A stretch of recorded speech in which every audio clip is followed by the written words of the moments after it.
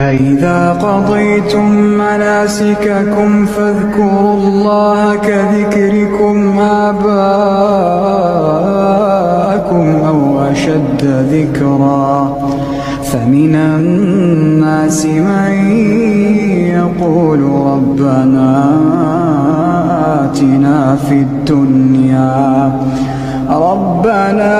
آتنا في الدنيا وما له في الآخرة من خلاق ومنهم من يقول ربنا آتنا في الدنيا حسنة وفي الآخرة حسنة